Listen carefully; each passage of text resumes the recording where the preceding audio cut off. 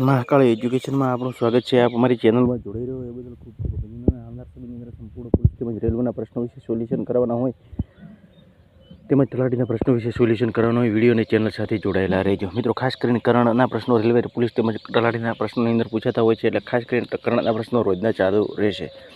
અને મિત્રો, વધારે ચર્ચા ના કરતાં આપણે ખાસ કરીને 50 જેટલા ટોપિકમાંથી આ પ્રશ્નોનો વિડીયો બનાવવામાં આવે છે. અને વધારે ચર્ચા ના કરતાં ખાસ કરીને અમુક પ્રશ્નોની અંદર જનરલ નોલેજ તમને મળતું રહેશે. કોઈ પ્રશ્ન છે તો તેના વિશે ટોપિક વિશે આપણે માહિતી આપીશું, વધારે પડતી ડીપમાં માહિતી આપીશું. અને મિત્રો, ખાસ કરીને હવે થોડી તબિયત રાહત જેવું થાય છે, તો 2-3 દિવસ પછી આપણે જે 7 ભાગ છે 6 મહિનાના છેલ્લેના કરણના પ્રશ્નોના એના આપણે મૌલિક ચર્ચા કરીશું, જે બંધ હતી આજ સુધી. 15 સપ્ટેમ્બર કરંટ અફેર્સ 2025. પ્રશ્ન 1, હાલમાં હિન્દી દિવસ ક્યારે મનાવવામાં આવ્યો છે? તો 14 સપ્ટેમ્બર. 14 સપ્ટેમ્બરે 1949માં સંવિધાન સભાના નિર્ણય લેવામાં આવ્યો હતો કે હિન્દી કેન્દ્ર સરકારની આધિકારિક ભાષા રહેશે. એટલા માટે હિન્દી દિવસ 14 સપ્ટેમ્બરે મનાવવામાં આવે છે. 2 સપ્ટેમ્બર વિશ્વ નારિયેળ દિવસ. વિશ્વ નારિયેળ દિવસ. નારિયેળના કેરળને નારિયેળ ભૂમિ કહે છે. નારિયેળ ઉત્પાદનમાં કેરળ ટોપ પર નથી, પણ કર્ણાટક ટોપ પર છે. અને દેશની અંદર ઇન્ડોનેશિયા નારિયેળના ઉત્પાદનમાં ટોપ પર છે. 3 સપ્ટેમ્બર ગગનચુંબી ઇમારત દિવસ. 7 સપ્ટેમ્બર આંતરરાષ્ટ્રીય પોલીસ સહયોગ દિવસ. 8 સપ્ટેમ્બર વિશ્વ સાક્ષરતા દિવસ. 8 સપ્ટેમ્બર વિશ્વ ફિઝિયોથેરાપી દિવસ. 9 સપ્ટેમ્બર શિક્ષા અને હુમલાથી બચવા માટે આંતરરાષ્ટ્રીય દિવસ. 10 સપ્ટેમ્બર વિશ્વ આત્મહત્યા રોકથામ દિવસ. 11 સપ્ટેમ્બર રાષ્ટ્રીય વન શહીદ દિવસ. તો રેલવે પૂછેલા પ્રશ્નો: વિશ્વ ઉપભોક્તા અધિકાર દિવસ 15 માર્ચ આપણા ચેનલમાંથી. વિશ્વ પર્યટન દિવસ 27 સપ્ટેમ્બર. આપણે જે પ્રશ્નો દિવસો વિશે ચર્ચા કરી તે પૂછેલા પ્રશ્નો છે. પછી આંતરરાષ્ટ્રીય ઓલિમ્પિક દિવસ 23 જૂન. રાષ્ટ્રીય બાલિકા દિવસ 24 જાન્યુઆરી. અને આંતરરાષ્ટ્રીય વાઘ દિવસ 29 જુલાઈ. આટલા પ્રશ્નો રેલવેની અંદર પૂછાયેલા છે, આપણે ચર્ચા કરેલી છે. બરોબર. કોઈ પણ તમને રેલવેની અંદર પ્રશ્ન પૂછાયેલો હોય તો તેના વિશે માહિતી તમે આપજો, કારણ કે રેલવેનું પ્રશ્નપત્ર જે કોમ્પ્યુટરની અંદર હોય છે, એટલે માહિતી અમારી પાસે ન હોય. પ્રશ્ન 2, હાલમાં આંતરરાષ્ટ્રીય ચા સંમેલનનું આયોજિત હાલમાં કયા આંતરરાષ્ટ્રીય ચા સંમેલનનું આયોજિત કરવામાં આવ્યું છે? તો કેરળમાં. 18 થી 20 સપ્ટેમ્બરની અંદર આયોજન થશે. કેરળનું કેપિટલ છે તિરુવનંતપુરમ. સીએમ છે પિનરાઈ વિજયન. પ્રાંતપાલ છે રાજેન્દ્ર આર્લેકર. તો ચાના ઉત્પાદનમાં ટોપ રાજ્ય કયું છે? બરોબર. ચાનું સંમેલનનું આયોજન છે. તો રબરના ઉત્પાદનમાં ટોપ પર છે કેરળ. ચાના કાલી મિર્ચમાં ટોપ પર છે કેરળને નારિયેળ ભૂમિ કહે છે. કર્ણાટક ટોપ પર છે નારિયેળ ઉત્પાદનમાં. અને ઇન્ડોનેશિયા તો દેશ ટોપ પર છે નારિયેળના ઉત્પાદનમાં. તો 16 લોકસભાની 20, રાજ્યસભાની 9 અને વિધાનસભાની 140.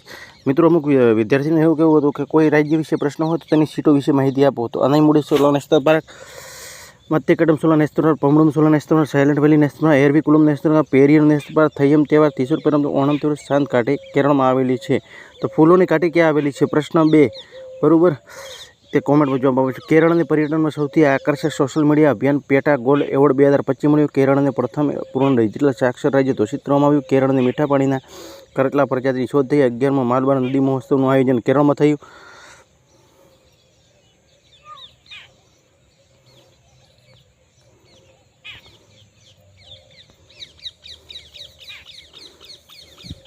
કેરળમાં નવા ડ્રેગન ફ્લાય પ્રજાતિનો લિથોરિયમ અબરાઈની શોધે. કેરળમાં આર્થુકુલ પોલીસ સ્ટેશનને ભારતમાં ISO પ્રમાણિત સ્ટેશન બનશે. કેરળમાં પ્રથમ સ્કીન બેંક તિરુવનંતપુરમમાં ખોલવામાં આવશે. ચા ઉત્પાદનમાં ટોપ દેશ. પ્રશ્ન 3. બરાબર. તો પ્રશ્ન 3 તમને પૂછેલા છે. હવે પ્રશ્ન 3 વિશે આપણે ચર્ચા કરેલી. હાલમાં કયા દેશનો દોડવીર એરિયોન નાઇટન પર વર્ષના ડોપિંગ પ્રતિબંધ લગાવવામાં આવ્યો છે? તો અમેરિકામાં 47મી રાષ્ટ્રપતિ ડોનાલ્ડ ટ્રમ્પ, તેની પાર્ટી છે રિપબ્લિકન પાર્ટી. 50મા ઉપરાષ્ટ્રપતિ JD વેન્સ. 23 એપ્રિલે અંગ્રેજી ભાષા દિવસ મનાવવામાં આવે છે. પ્રશ્ન 4 તમારા માટે છે કે અમેરિકાનું રાષ્ટ્રપતિ પક્ષી કોને ઘોષિત કરવામાં આવેલું છે? ખૂબ જ ચર્ચા કરેલી છે આ પક્ષી વિશે. તો આપણે જ્યારે અમેરિકાનો પ્રશ્ન આવતો ત્યારે આપણે ચર્ચા કરેલી જ છે. બરાબર. આગળના વિડીયો જોયો હશે તો તમને ખબર હશે. અમેરિકાએ 11 સપ્ટેમ્બર દેશભક્તિ દિવસ મનાવવામાં આવ્યો. 2026 G20 શિખર સંમેલનની મેજબાની અમેરિકા કરશે. ડોનાલ્ડ ટ્રમ્પે સર્જિયો ગોરની સભામાં ભારતમાં અમેરિકી રાજદૂત કરવામાં આવ્યા છે. અમેરિકા અને દક્ષિણ કોરિયાના ઊંચી ફ્રીડમ શીલ્ડ સૈન્ય અભ્યાસ કરવામાં આવ્યો છે. અમેરિકાએ ડોલર આધારિત સ્થિર સિંગોને વિનિયોગ કરવા માટે જીનિયસ અધિનિયમ પારિત કરવામાં આવ્યો છે. યુનેસ્કોથી બહાર થયો છે અમેરિકા. WHOથી અમેરિકા બહાર થયો. ભારતીય સેના માટે અપાચે અટેક હેલિકોપ્ટરોને પ્રથમ ખેપ યુએસએને મળી છે? અમેરિકી પહલગામ આતંકવાદી હુમલાથી દોષી TRPMને વિદેશી આતંકવાદી સમૂહ ઘોષિત કરવામાં આવ્યું. ભ્રષ્ટાચાર. હાલમાં ભારતીય રેલવેને ક્યાંથી દિલ્હી માટે દૈનિક પાર્સલ ટ્રેન શરૂ કરી છે? તો કાશ્મીર. પ્રશ્ન 5. હાલમાં કોણ દા વિન્ચી રોબોટિક સિસ્ટમ પ્રશિક્ષણ લેવા માટેવાળો ભારતનો પ્રથમ સરકારી મેડિકલ કોલેજ બન્યો છે? તો એમ્સ દિલ્હીની અંદર. પ્રશ્ન 6. હાલમાં કોને ભારતના ઉપરાષ્ટ્રપતિ CP રાધાકૃષ્ણનને સચિવ નિયુક્ત કરવામાં આવ્યા છે? તો અમિત ખરે. તો આટલા પ્રશ્નો હતા મિત્રો, ખાસ કરીને તો આપણે ચર્ચા કરેલી હતી કે નવા નિયુક્ત થયેલા ઉપરાષ્ટ્રપતિની વાત કરો તો આપણે CP રાધાકૃષ્ણન છે, 152 વોટથી વિજેતા પામેલા છે.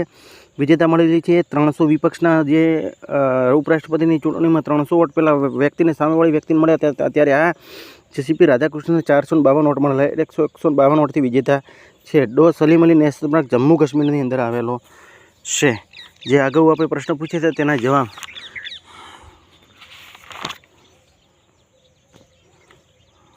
તો આપણે અમિત ખરાને નિયુક્ત કરવામાં આવેલા છે. CP રાધાકૃષ્ણના મુખ્ય સચિવ નિયુક્ત કરવામાં આવેલા છે. તો અમિત ખરાને. ગીતાવાણી રાયમ્સને NISEPR નિદેશકનો પદભાર સંભાળ્યો. હીરો મોટો કોર્પ હર્ષવર્ધનને ચિત્તલને CEO નિયુક્ત કરવામાં આવ્યા. ભૂપેન્દ્ર ગુપ્તા NHPC CMD નિયુક્ત કરવામાં આવ્યા. લેહ પારુલ ગઢવાલને ભારતીય સેના આયુધના કોર કમિશનર નિયુક્ત કરવામાં આવ્યા. પિયુષ ગોયલને ખનન મંત્રાલયના સચિવનો પદભાર સંભાળ્યો. દીપલમ કિત્તલે UAE ભારતના રાજદૂત નિયુક્ત કરવામાં આવ્યા. TCA કલ્યાણીએ મહાલેખાના નિયંત્રકનો પદભાર સંભાળ્યો.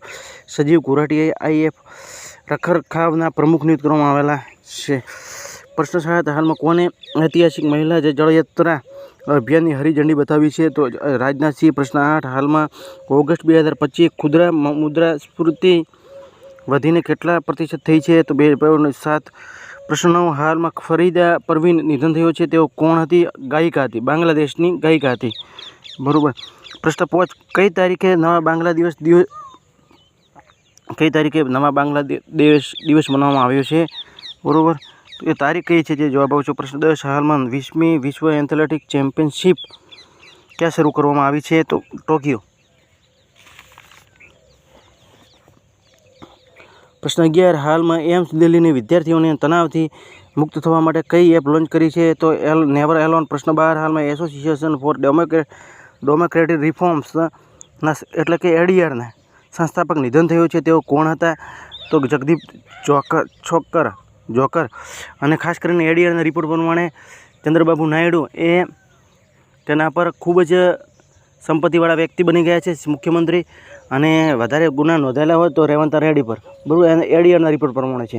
અને સૌથી ઓછી સંપત્તિ હોય ને મુખ્યમંત્રીની અંદર તો પશ્ચિમ બંગાળના મમતા બેનર્જી. બરાબર. આટલો તમે જવાબ આપજો. તો પ્રશ્ન 13. હાલમાં ભારતીય મહિલા હોકી ટીમને મહિલા એશિયા કપ 2025માં કેવો પદક જીત્યો છે? તો રજત પદક. ચાઇનાએ ભારતને 4-1થી હરાવીને ગોલ્ડ મેડલ જીત્યો, જ્યારે ભારતે સિલ્વર મેડલ જીતેલો છે. પ્રશ્ન 14. હાલમાં ભારતના સૌથી મોટો અને આધુનિક ખેલ પરિસરનું ઉદ્ઘાટન ક્યાં થયું છે? તો અમદાવાદ. પ્રશ્ન 15. હાલમાં વર્લ્ડ એથ્લેટિક્સ ચેમ્પિયનશિપના ફાઇનલમાં પહોંચવાવાળા પ્રથમ ભારતીય હાઈ જમ્પર કોણ બન્યા છે? તો સર્વિસ ગુસારે. પ્રશ્ન તમારા માટે છે. હાલમાં કોને નેપાળના અંતરિમ સરકારના પ્રધાનમંત્રીના રૂપમાં શપથ લીધા છે? તો કાલનો પ્રશ્નનો જવાબ છે સુશીલા કાર્ની. પ્રશ્ન હવે તમારા માટે છે. હાલમાં કોણ વૈશ્વિક આઉટરીચ સાથે ઐતિહાસિક 10મો આયુર્વેદ દિવસની મેજબાની કરશે? તો પુણે દ્વારા હરિદ્વાર, ગોવા કે ડીસા. બરાબર. આટલા જવાબ છે. કોમેન્ટની અંદર વિકલ્પો છે, કોમેન્ટની અંદર જવાબ આપજો. ભૂલ કે મિસ્ટેકની કોમેન્ટ કરજો, લાઇક કરજો, શેર કરજો, ચેનલ સબસ્ક્રાઈબ કરજો, યુટ્યુબ પર સર્ચ કરજો મહાકાળ એજ્યુકેશન. નવા પ્રશ્ન અને નવા જ વિડીયો સાથે નવા અનોખા અંદાજની સાથે ફરી મળીશું. અને વધારે ચર્ચા ના કરતા મિત્રો, ખાસ કરીને વિડીયો એટલા માટે ટૂંકું બનાવવાનું શરૂ કરી દીધેલ છે કે તમને પણ ખબર પડી શકે કે જો એક જ દિવસના પ્રશ્નની 6 મહિનાની મૌલિક ચર્ચા ન કરીએ તો 10 થી 15 મિનિટની અંદર વિડીયો પટી શકે છે. માત્ર 5 મિનિટની અંદર આપણે ચર્ચા એટલા માટે કરીએ છીએ કે ખાસ કરીને તમને વધારે ડીપમાં માહિતી મળી રહે. મિત્રો, જે પ્રશ્ન આપણે પૂછીએ છીએ અગાઉ ચેનલ વિડીયોના પ્રશ્નો હોય છે, અને એ વિડીયોની અંદર તમે બધા વિડીયો દિવસના જોવાનું રાખશો તો પ્રશ્ન તમને આવડશે જ. અને કાલે એક ભાઈની એવી કોમેન્ટ હતી, સાવ ઇઝી પ્રશ્ન હતો પણ તેનું સોલ્યુશન તેને મળ્યું નહીં. ખૂબ જ એક પેલું કહેવાય કે ભાઈ સીપી રાધાકૃષ્ણનની નવા ઉપરાષ્ટ્રપતિની ચૂંટણી જીત્યા છે, પણ લગભગ ઓછા મિત્રોએ જવાબ આપેલો છે. આ સાથે ફરી મળીશું નવા વિડીયો અને નવા પ્રશ્નો સાથે.